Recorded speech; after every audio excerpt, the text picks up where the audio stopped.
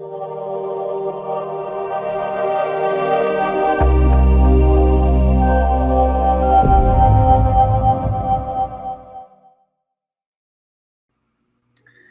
right, so welcome to The Intuitive Child, Nurturing the Inner Wisdom Within. This is Abby Gooch, and today I am here with my dear friend, Christy Whitman, who I have been following very closely for the past few months, and it turns out that she is also doing work with children in a really big way. So I'm just super excited to have her on the show today.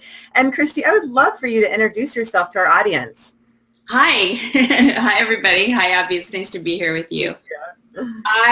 First and foremost, I am a mom, and I have two small kids. My oldest son just turned 7, and my baby, he's not much of a baby anymore, is 5.5.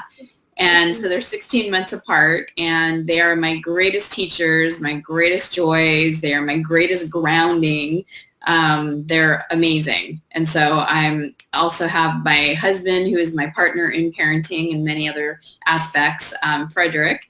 And I'm a New York Times bestselling author of 2 books. The last one was The Art of Having It All. And I also have a certification program for law of attraction coaches that's called the Quantum Success Coaching Academy, which is one of the longest really coaching certification programs that have been around, and most transformative. So I'm really proud of that and just really happy to be here. That's so cool. Welcome, Christy. Thank you. Thank you. And I have watched some of your work, and I love how you partner with Frederick. It's just so fun to watch that balance and dynamic of you guys working together. It's just really sweet. So thank you. It's definitely a journey. We learn about each other, and we learn about ourselves, and it's just grateful I have the type of companion that I have that's also very aware and very into growth himself. That's so important. Mm-hmm, absolutely. So what have your children taught you? I know you mentioned that, and that is definitely the subject for today. So what have you been learning from them? I have a long list. When I remember one day I went upstairs and the boys were with, and this is several years ago. I want to say it's maybe 3 or 4 years ago. And the boys were upstairs, with my nanny, who's here 4 days a week. And the way I've set it up is my business is in my house, and, I have the kids at home so I can take breaks and go see them. And I feel like I'm always around them. And I'm grateful I have the wonderful nanny who has taken care of them for so long, since they were babies.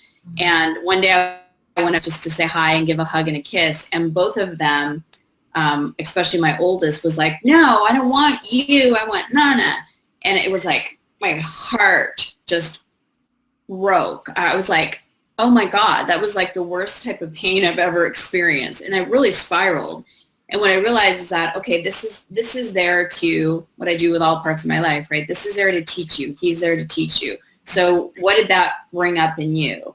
And the thing that it really brought up in me was the lack of value that I had for myself. And it really came down to a really just like breaking point for me. And I don't think I've ever been that sad and ever been that vulnerable. And to be able to go into those feelings and to say, okay, that button's being pushed for a reason. And then to go in there and be the voice of my own value and help heal that inner child in myself. Because one thing I know for sure, and I've learned that from my mentors, is that no matter what age your children are at, if they're pushing buttons, there's something that's wounded within you. So, for example, right now, my son Alex and I are in a really good place, and there's not a lot of button pushing going around with me. But with my husband, oh my God, it's like, pika, pika, pika, and he's now doing his own growth because there's a 7-year-old within him that needs to grow and expand and get healed. And there were different aspects, like when Alex was 5. I don't know why the age of 5 for me was a very traumatic.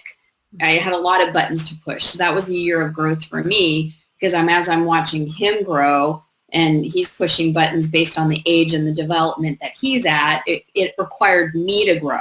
Mm-hmm. And so what I've learned the most from my kids is that if I'm being knocked off, buttons are pushed, something's going on with their behavior or that stage of development or that understanding, or wherever they're going at, if they're acting out, any of that kind of stuff, it's all based on what's going on within me.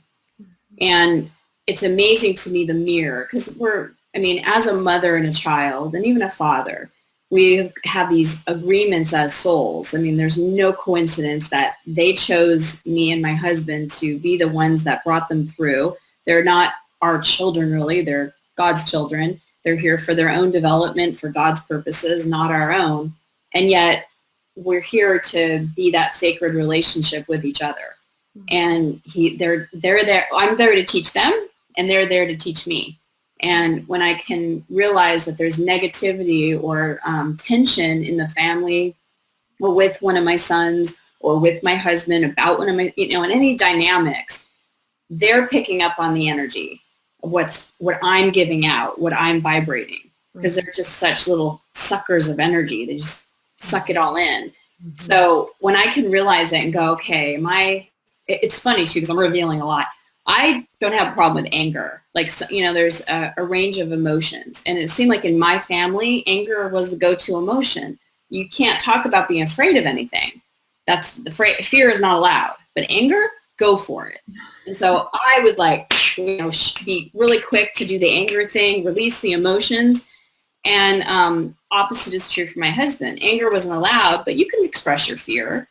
And it's interesting because as I'm aware and watching my kids, my oldest son, Alex, will be totally available to release anger, whereas the other one is like fear. And I could see the two primary emotions that really extend into both of them. So when Alex, for whatever reason, is feeling a lot of anger, he's picking up on anger from my husband that's unexpressed. When my son Maxim is being really fearful, I can see where it's like, he's expressing and picking up on the energy of fear that I'm not expressing. That's when I go in, do my own work, allow the fear to come up, and then boom, he's done with it. So it's just amazing the mirror that they put up for us and what's going on within us. Yeah, I think it's such a gift to have kids do that. And also just in your life, whether it's your own kids you're working with, or even your life. As you're talking, I'm thinking of just my life in general. It's a perfect example of law of attraction of, what you're vibrating, you're going to put out, whether consciously or unconsciously. And I love what your perspective on it is, well, where's the growth here? So if this is what I'm getting back, not what did I do wrong or any of that, where's the growth? Where's the expansion of love, really? And which is growth, right? We're just evolving. So I love that. That's a huge piece. It's a big piece. And you know what I got to, and then I've been really playing with lately and such, it's a spiral path, right? But playing with on such deeper levels is that I was raised and there's no, I'm not putting down any religion. I'm not standing there. For me, in my life, the way I was raised, and I don't know if it was told to me, energy I picked up on, images, but for me, God was this thing that was kind of a man figure outside of myself and loved you if you were being good, but if you're a bad girl, or if you're a rebellious girl, or if you don't do what you're supposed to do and should do, then you're going to have a wrath of bad, And even though I've been for 20 years on this spiritual path, it's like knowing a different energy and call it universe or call it, source of the world. Doesn't matter what you name it. It's the creator, the only one that can give, the giver of anything. It never judges because all of what we're experiencing in our lives. So say you're a parent and you're bumping up against something. You're there bumping up against something for the consciousness expansion of who you are, but more importantly, that source within you. And it's all for the growth, for the source that's within us, which is the creator of anything anyway. So it's all for our development. So there's really no judgment. That source, let's call it God, it's actually a really good word because if you connect as much as you need to feel fulfilled, to be able to describe God, it's such a short little word, but for me, it was like there was a charge on it. So God was like, ooh, scary man, you know. Now having peace with that word God and the God within me, the God within you, the God within them, if I mess up as a human being, if I make a mistake, there is no judgment. I just get to go, okay, lessons learned on that. What am I being made aware of that I wasn't before? And instead of, I used to go into beating myself up. You know, I wasn't allowed to make mistakes. And I definitely did not want to pass that down to my kids because that's how sometimes we don't have to learn all the time through mistakes, but sometimes we do. Yeah. You know, because we don't know what we don't know. Yeah. And we don't know that until we get there and then have the awareness of that.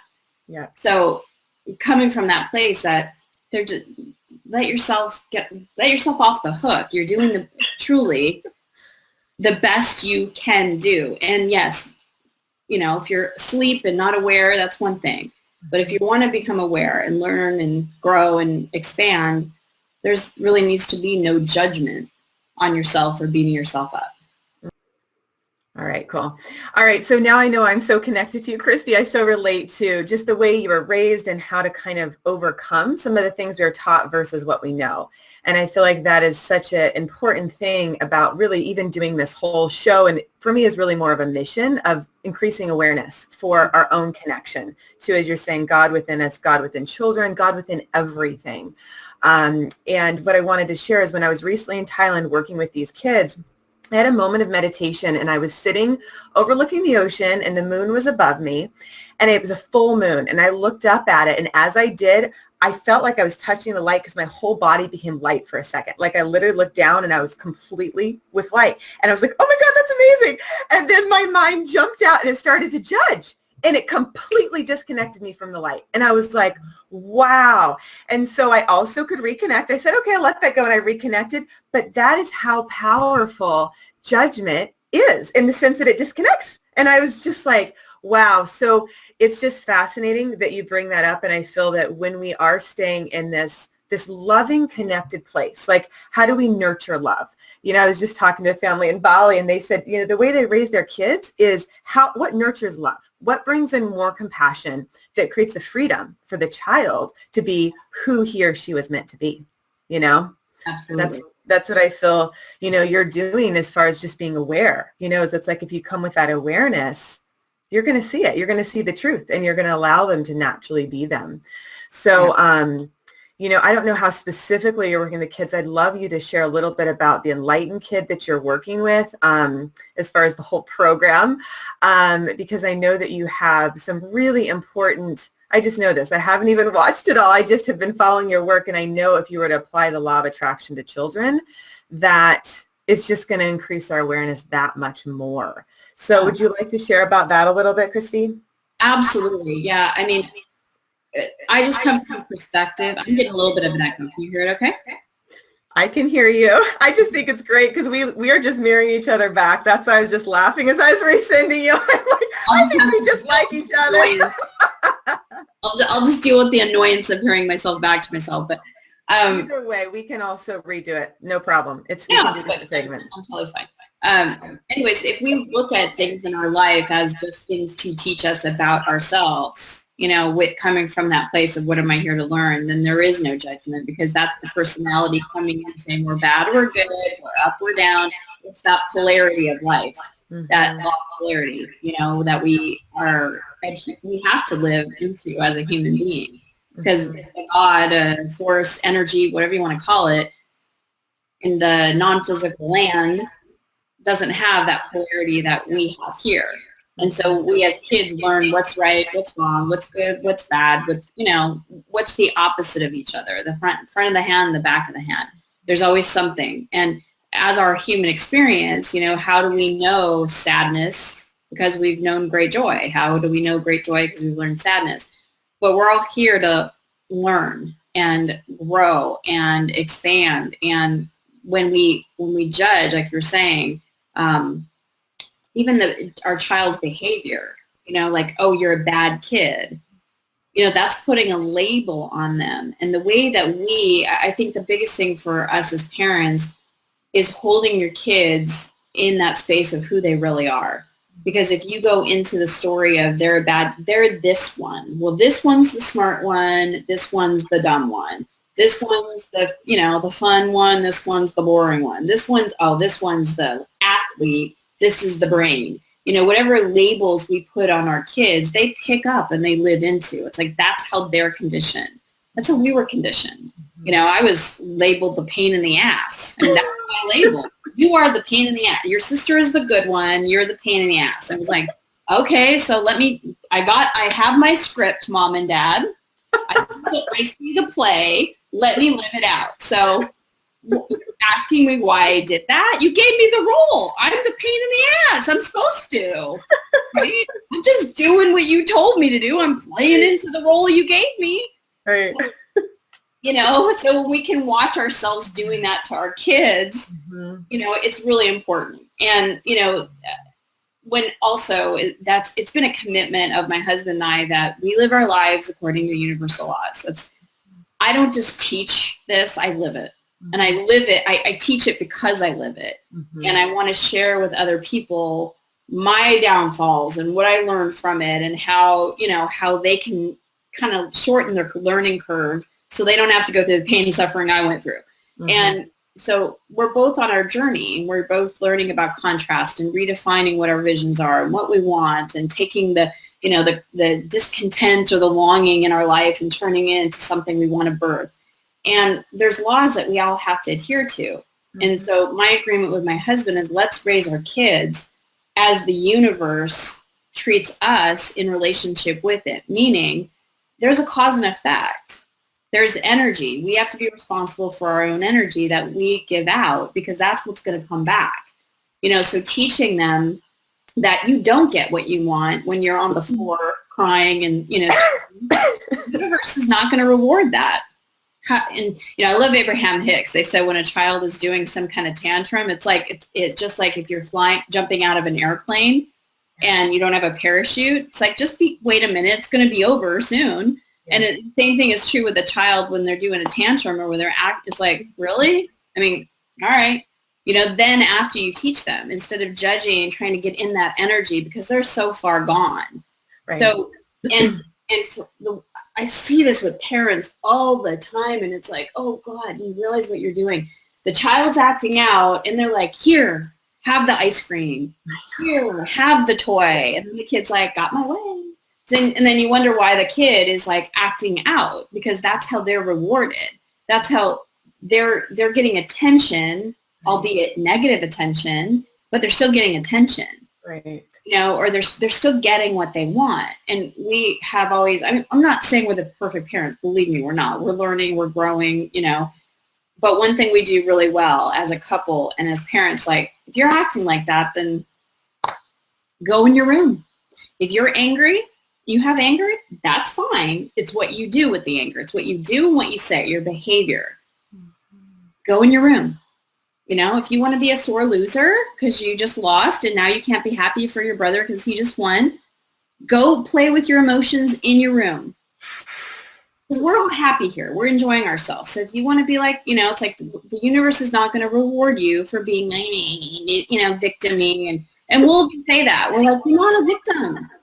Don't play in the victim. What is your choice? You have choices, Yeah. So we're parenting them in the way that we understand the universal laws at the point that we're at, because there's always more to understand and experience and grow and all that.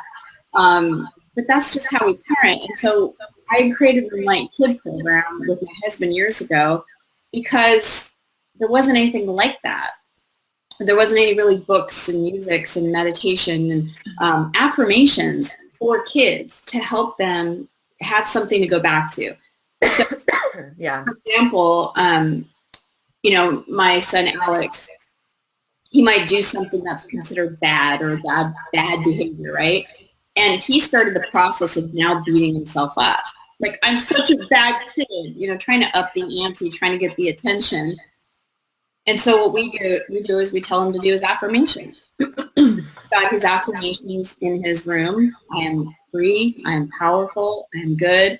And just being able to tell him to do the affirmations, like, I'm good. I'll do it with him a bunch of times to the point where he's like, I'm good. I'm like, I'm good. He's like, I'm good. And then we start laughing, and it like cuts the energy of the poor me. I'm a bad kid. Nobody likes me. Everybody hates me. I think I'll go eat some worms, that kind of thing. And it's just a tool and a source to help them when they get into those human moments. When they get into that, I could see, knowing what I know, it's like, oh, you couldn't believe that. You want to believe you're stupid? I'll talk to him like that. Really? You're saying to yourself you're stupid. Do you want to believe you're stupid? Because you could do that. That's a belief you can hold, but I don't think it's going to get you very far. Or you can believe what's true and that you're really smart. Which feels better? I'm smart. So. Yeah, I love that, because it's really fascinating that how you are parenting your children directly correlates with our inner child. Like you were saying, so your husband and you are getting triggered, but how many times, I mean, I'd say it's pretty rare in the scheme of my whole life, but there are times where I will exactly do what your son did. I'll be like, poor me, I did something wrong, and have my own temper tantrum. And it's fascinating. It's funny that you're saying the universe doesn't reward it, because it really doesn't. Like, I don't get any further along with what I'm trying to accomplish in that place. The minute I reach out and I stand in truth and alignment, I do. I find the resources, but it works the same way. So I feel that's really fascinating, and it's just a direct correlation, like where we are, as you're saying, not healed, or maybe there's a gap between, what we were taught and the truth of us, and that gets triggered by our kids, our life, whatever. It's our responsibility to say, okay, what's the alignment? And for me, I use intuition. It's like, okay, what feels true? Let me line up here. And I think it's okay to ask for help. Like, I mean, I'm sure if your son was saying, hey, Mom, can you help me? I'm pretty sure you would probably help him, right? So but that's an interesting thing. That's the difference between a victim. Okay, so let me just talk about this for a minute, because when we are in self-pity and we're like, poor me, nothing ever works, I'm so bad, that is the lowest vibration in the universe. It's coming from a place of just pure helplessness. And we don't have creative power. We're in that place. All we're creating is more drama and trauma in that place from that energy. And there's a lot of people, and ask me how I know, that goes into dramas, which then turns into I'm a victim, I need someone to help me, rescue me, that kind of thing. And then they don't do enough. They're not fixing my problem. So poor me, no one can ever help me. We get in this cycle, and it's so addictive because we all learned it. Mm-hmm. And it's interesting. I just went on a cruise with my parents and my family, and, grateful for the growth I've experienced. And because I wouldn't have been able to spend 2 weeks with my mom on a ship years ago. There's no way I probably would have pushed her overboard, honestly. But it was a lovely time. It was 2 weeks on a ship with her. But it was interesting that whether it was breakfast or lunch or dinner, she would come to the breakfast table and she's like, you won't believe what happened. And it was like, oh, the drama, the show is about to start, everyone, and then it would be something so minor, like, I got this rash. It was weird. And then I'm like, what did you do? Oh, I put some cream on it and it went away. It was like, wow, it's like, it's such a big deal.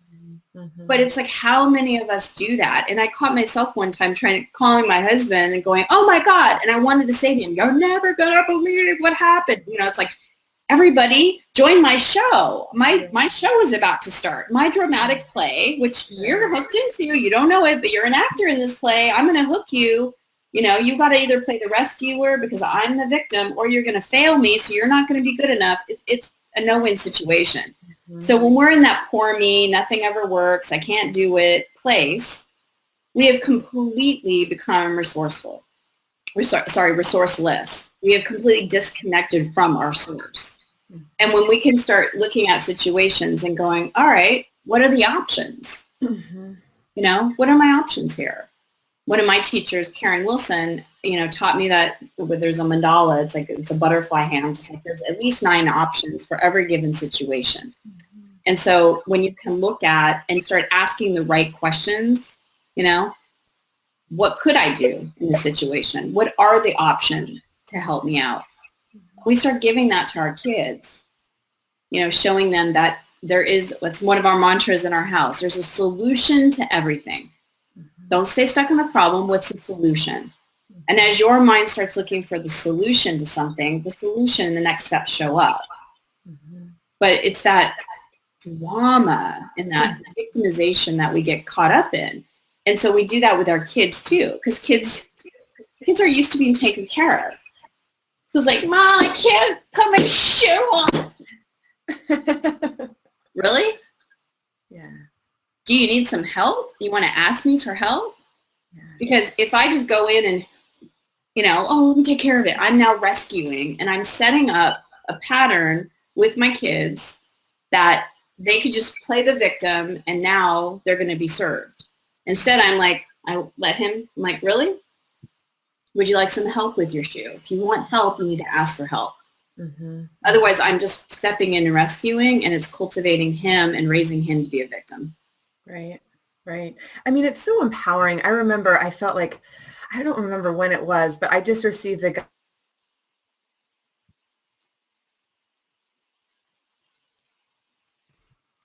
if you do it for them, they don't have the ability to know their own resources, So I attracted a relationship where I was taking care of this person, and then it's like, man, okay, enough. And you find that actually it wasn't at one point even empowering for him because he didn't realize he could do it. Exactly. It's sticky. It's sticky. So that's where hopefully we're moving as human beings to be able to recognize this and get out of that, because it's just something that is so disconnected and so, out of alignment with what Source really wants for us and what we could have in our lives, and, all the potential that's there for us, and just something that it's a pattern, it's a paradigm that keeps us, I don't want to say the word disempowered, but keeps us not knowing who we really are.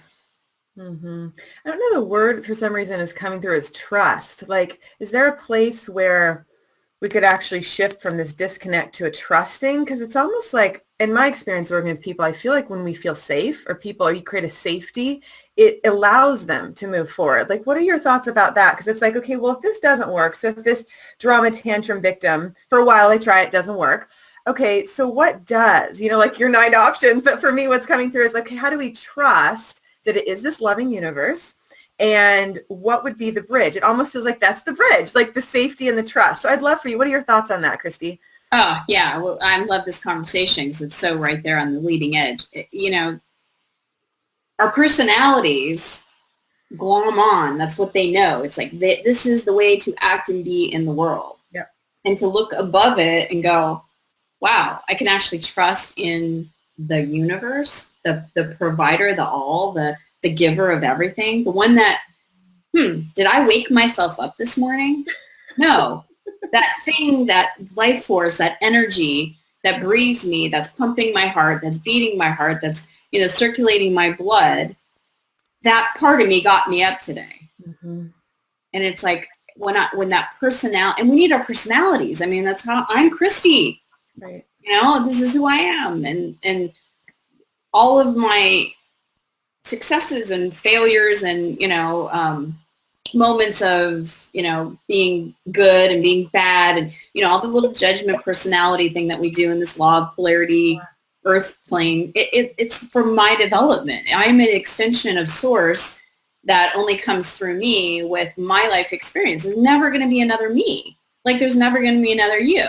Like, I mean, it just, the version of who you are will never, ever, ever be the same. And that is like mind-blowing, thinking of all the billions of people that are on the planet and those that are going to still continue to come, that no one will ever be truly like you. And yet, we're all the same. We all have the same source pulsing through us, looking for that consciousness, looking for that growth, looking for that expansion, looking for that creation. Here to create. Energy wants to create itself. Yeah. And I don't even know where I was going with that, but Well, can I just to say something really quick, and I don't want to interrupt you, but I had this epiphany come through as you're talking. That's like, there's only one of each of us, right? And the fact that we would ever judge and say something's wrong, a child's wrong, we're wrong. If you are you, perfectly you, like, where does that even come from, right? That sense of separation. Like, I don't have the answer to the question, but I'm like, isn't that fascinating? It's our personality. It's our personality. That it's our, okay, here it is. It's our development. We're talking about kids, right? It's our development as children. As a human being, we go through development. And we all go through that stage. I know I've seen both of my boys. Mine. This is mine. Yeah. No, mine. No, mine. This is mine. That is yours. Yeah. You know what I mean? It's like, I'm separate. I'm just having a conversation now with Alex saying, listen, everything in this house, because now he's got his whole, like, he thinks he's it. Mm-hmm. And everything is mine. With my mommy, my daddy. And sibling, no, that's my mommy and my daddy. We go through that as a person, as a human being. Mm. It's developmental, but it's just that, where do you grow past that very limited young developmental aspects and stages, right? So I'm just now saying to him, like, for example, everyone in this house is on our time. We're on the same team. We're a family. Mm-hmm. We're a unit. There's no separation, no dividing. Nobody's better than anybody. There's no one up, no one down. We're all here, get to enjoy each other, play together. And for a silly example, I went to the grocery store. I bought groceries. I bought tissues. I bought paper towels. Everybody in this house gets to use this. Mm-hmm. Kind of weird if all of a sudden the neighbor across the street walked into the house, took a paper towel, and walked out. You know what I mean? It's like, we're all in this together. Mm-hmm. And so that's what I'm trying to, because the connection between his brother and him, and feeding that relationship and holding that how sacred that relationship is. Nobody else on the planet is your brother. Nobody else on the planet has the parents that you have. That is a shared experience that the two of you get to have together. Yeah. And so those toys, you guys are so lucky. Yeah. It's like, you have the same interests. You both like Legos. Yeah. What if you had a little sister who liked Barbies? That would be a very different situation. You have a brother that gets Legos, and you guys you're in the same family, you're under the same roof, you're on the same team. There's no divide and conquer. There's no, this is mine, this is yours. That's just development, really the development of their understanding, past the mine, my mommy, it's like, I love you both. I have two arms, it's an all-inclusive thing, but it's part of our development. Yeah, it really is. I mean, I remember when I was at the orphanage, I gave this kid a book, and he actually took it and put it in a sacred drawer. And I later found out that I wasn't supposed to give any one kid anything, because it's supposed to be shared with the family. And I was like, oh, but his reaction was the same. And he was, I think, I want to say 7 or 8. And it was, this is mine. And I mean, I certainly didn't want to say anything else, because there was also a piece of, he was holding it in sacredness. So there's, I think, a difference between what you're saying is mine and also sacredness. But I think he had the same thing. It was kind of like, this is mine. I'm going to put it here so nobody else can get it. But yet they operated from a place of, we need to share it. So I'm actually not sure what happened in the end, but they had that same reaction. So I think developmentally, around 7 or 8, that's very normal. I mean, that's what kids are going through. And from a higher... Here's the funny part about it. None of this is ours. I know. And that's kind of where I was going with it, is it's like, what you're saying and what I feel is we're developing together, but yet it's not ours. And we're all just souls having different experiences through our personalities, but we're still under one roof, under one God, right? It's like, there's no division. you know? The only issue is that, unfortunately, there are people, whether you want to judge them or not, whether you say they're wrong or not, there are people that are doing bad things on the planet right now, mm-hmm. and harming other people. Right. And they too, whether you want to believe it or not, have the same source within them that we have within us. They're just disconnected, way disconnected from it. Right. It's so funny, Christy. If they were connected to it. Yeah. Yeah. Well, I spent a couple hours before our interview actually working on my book called The Universal Language of Love. It's my second one coming through, and that's exactly what came through. It was saying that anybody that's hurting themselves, they're just disconnected. Because I was asking the question, like, what, if we're all one family, why do we hurt each other? Like, I don't get it. And I got the same answer you did, is that there's a disconnection from the truth. And that's where we develop compassion. So in moments working with kids or ourselves, our inner child, is there a disconnection, and where can we realign to the truth within ourselves, feel it, and then also pass that on, right? Because you're just going to pass on exactly like the law of attraction says, what you're vibing, right? So if you're filled with hate, you're going to go do something that creates more of that, right? If you're filled with love, you're going to create more of that. So it's clicking. Look at the bullies. How do we stop bullying? We have to stop the bully that's bullying yourself. Yeah. Because if I'm beating the crap out of myself, back to parenting. Yeah. If I'm a parent, constantly beating myself up and talking negatively to myself and judging myself, constantly criticizing myself, I'm not enough. Ask me how I know. I used to be there. It's possible to recover from that place, thank God. You can only do outside of you what you're doing inside of you. So if I'm acting and talking, I see parents, it's so sad, the way they talk to their kids. And it's so harsh and so ordering and so just like dictatoring. And it's just so negative. That person is in a lot of pain, because if they're doing that out, they're doing it in. As within, so without. Yeah. And so what happens then is the child picks up that same behavior. And they need to feel a sense of empowerment. They need to release the anger and what they're feeling inside. They want power over somebody else because they feel powerless to the big person. Mm-hmm. And so they then go find themselves a victim. And then you have beautiful kids on the other side that have been raised by beautiful victims. They've been raised, oh, poor me, nothing ever works for me. How come everyone's always picking on me? They're picking up on that. And you have this beautiful law of attraction match of bully and victim. Mm-hmm. Mm-hmm. Yeah, I was just honestly hearing how you're using the word beautiful to describe it. I'm like, that's really beautiful. Instead of, it's just, I love that you're beautifully orchestrated. Mm-hmm. Yeah, so I guess it's like, where is the learning? Again, that's where my heart's going. It's okay, where's the learning?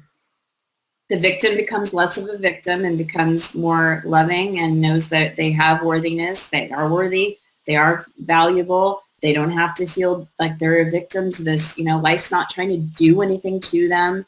Mm-hmm. And then there's the other side of the bully letting and releasing their anger in an appropriate way, coming to know who they are, forgiving themselves. But you see how parents, that's a scary thing. And I think that's oh my God, like the thing that would keep me up at night when I became a parent. It's one thing when you don't know all this. It's another thing when you know this and you're like, oh my God, how can I screw up my kids, Yeah.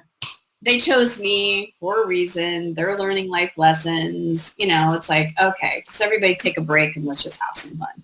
Yeah. Let's enjoy it. Yeah, there's a certain lightness, which I think is the spirit of the children too, that like by forgiving yourself, releasing, opening up, we return to our natural, innate nature of our inner child, which is joy and purity and love. When your kids are first born, it's like, you can see that coming through and just, creating that lightness. The one thing I was really curious what your thoughts were on the bullying piece is, so what about the person that was hurt? So they can feel like a victim, but do you have any resources of how people can build their self-esteem back when maybe they've been bullied? So it's not the poor me, but it's almost like that they've been at the effects of somebody hurting them.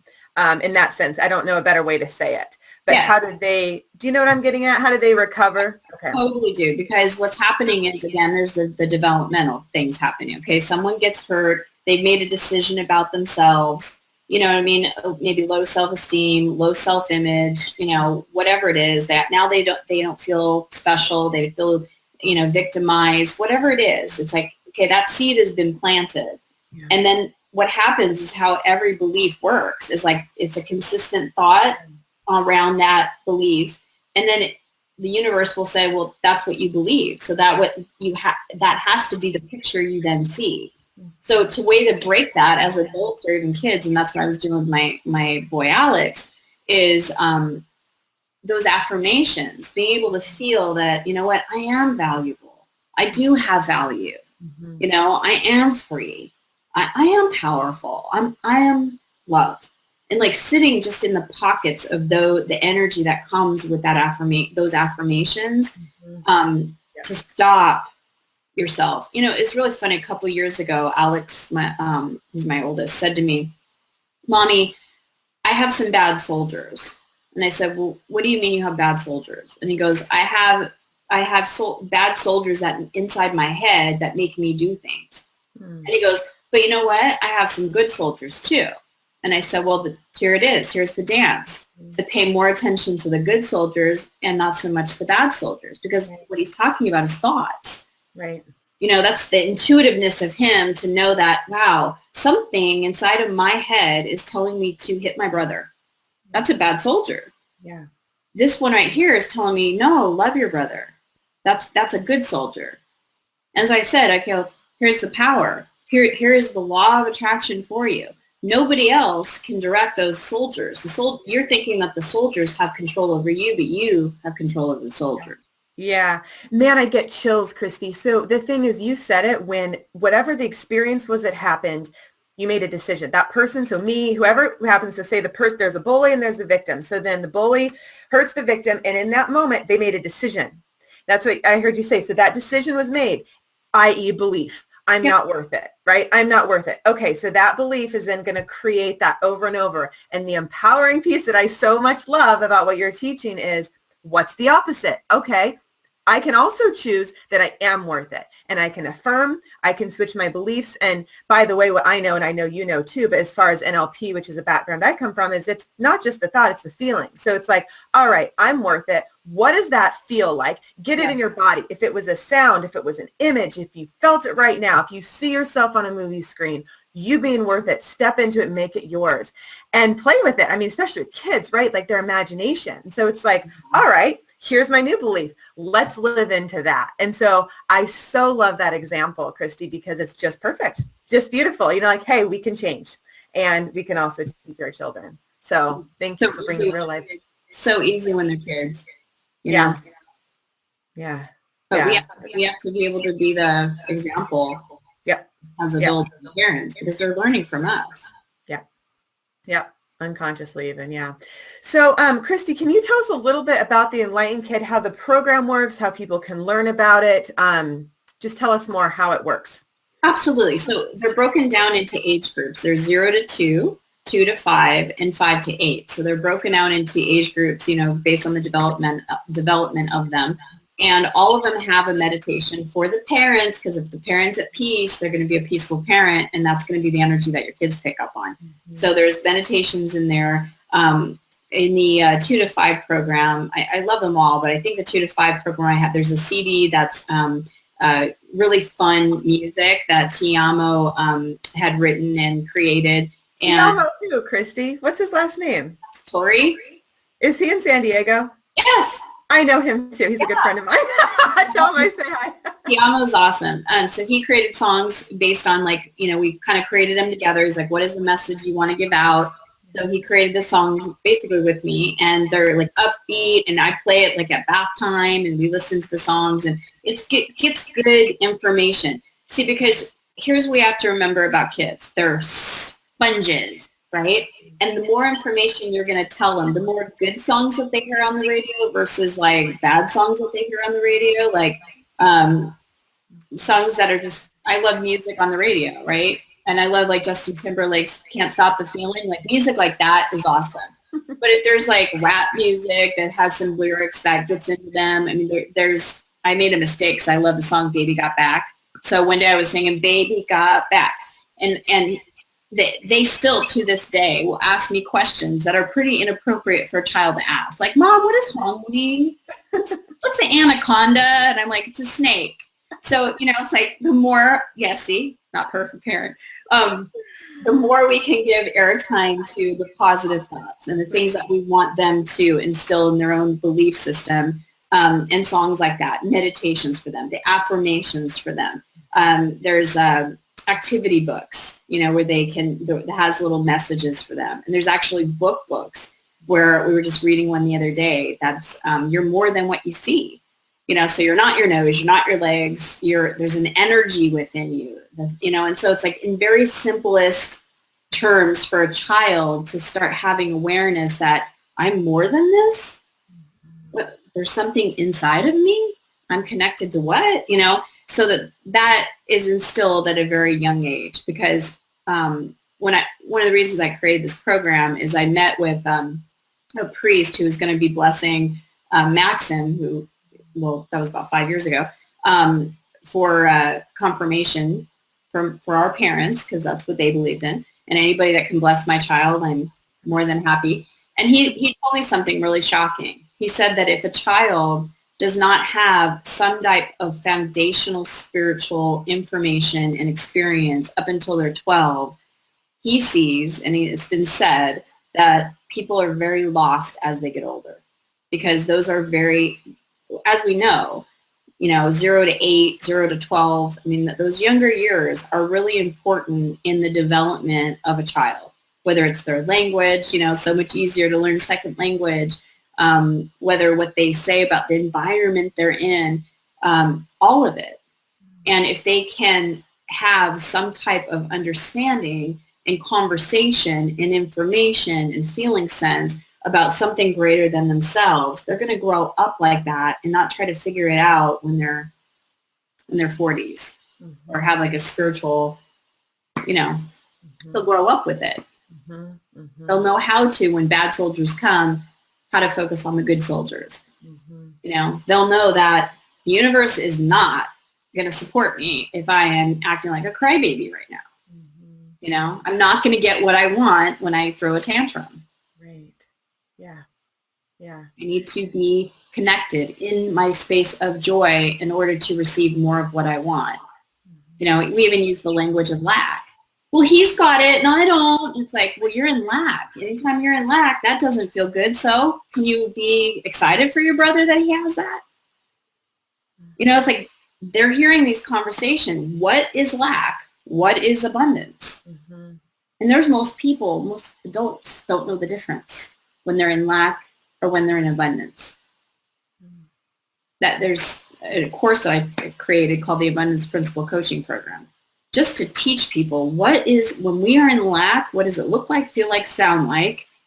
What are our thought processes in our own head? What are we believing? And when we're abundance, what does that look and feel like? Because you have to have that own awareness in your own life to be able to teach your children that. Yeah. Absolutely. Absolutely. And, just the energy that we're emitting, it's like, as I go in my meditations and connect with my intuition, the reason I reached out to you, Christy, was the vibration that I could feel of my connection to you at your heart at a soul level, and my alignment with these principles, with abundance, with love, truly unconditional love. That's really, I think, the piece for my heart of bringing these kids in. Is it's not only helping me become more loving, it's also, to me, they're reflections of that at the deepest level. We all are, but they're just such beautiful reflections of that. So to fully accept that and bring that in, accept our own inner child, accept our children, and move in that alignment of our intuition and our ability to truly create. And I love that you are, offering tools for parents, and, I'm sure people can check out your other programs as well, but we'll make sure to provide a link for this one. And also, working in the school systems. I don't know if you thought about bringing it in there. I just visited a friend's preschool that's very play-oriented and intuitively based. So it's like things like that, we can connect later to get it in other organizations where I honestly feel people are waking up. And it might be because I'm talking to a lot of people who want to know about it, but it's like a lot of people are becoming more aware of, hey, let the child lead. Let our intuition lead. Let's move in alignment with truth. So thank you so much for being here today. Absolutely. My pleasure. Thanks for listening, everybody. It's fun to listening. Is there anything else you want to leave our audience with today, Christy?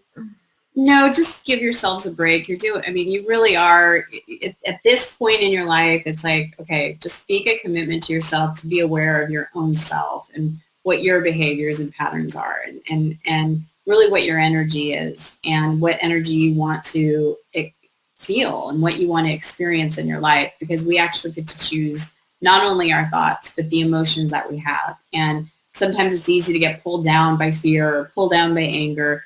But we have a choice in those, and we can actually deliberately choose to feel abundant and deliberately choose to, direct our thoughts so that we actually then feel appreciation and feel the love that we have for those that we're with. So it's really up to us. Nobody is inside of us controlling those things other than us. Mm-hmm. So. Mm-hmm. Yay for the good soldiers. Thanks, Alex.